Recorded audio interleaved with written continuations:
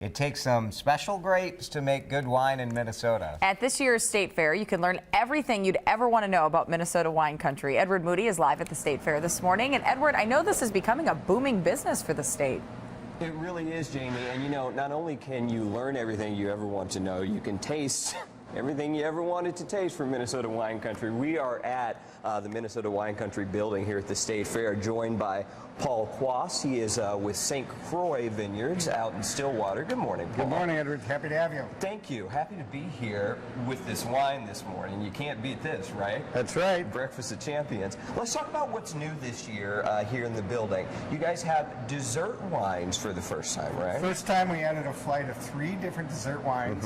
One is a port wine, which is a fortified wine. Yeah. One is a late harvest wine. That means we let the grapes stay on the vine a little bit longer. Yeah. And the other one is really an intense, wonderful honey wine. That's this one. Yes. With the bee on top. The bee on top. And when you say flight, this is what we're talking about here, folks. And look, it's in the shape of the state. How perfect is that? And we have flights of not only dessert wines, but red wines, white wines, and then we have a flight of fruity wines made from rhubarb and raspberries and a combination.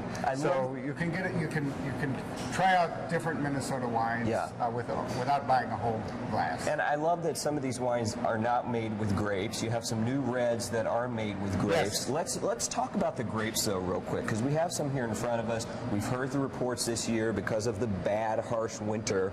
You know, some people are saying that the whole grape crop just went all to heck.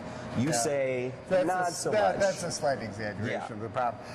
Yes, we had, tooth chipping cold last winter that was of a duration that was ridiculous. I think we'd all agree. Not only long, but ridiculous. I agree. And that did have an impact on the grapes. Of course, there are 3 factors when you look at grapes. It's the location of the vineyard. Yeah. You know, the ones up north got hurt a little bit more than the ones in southern Minnesota. Sure. And then you have site selection. You always want to plant your grapes on a south-facing slope, not only to obviously get the sun, but to have air drainage.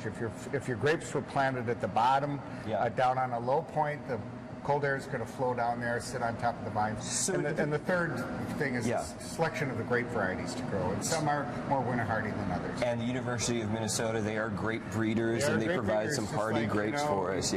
Think about the apples that come out of the University of Minnesota, Haralson, Honeycrisp, and all that. Well, they have a whole grape program producing winter hardy grapes for making wine out of. Love that. And the 2 new red wines that we introduced are made out of Marquette.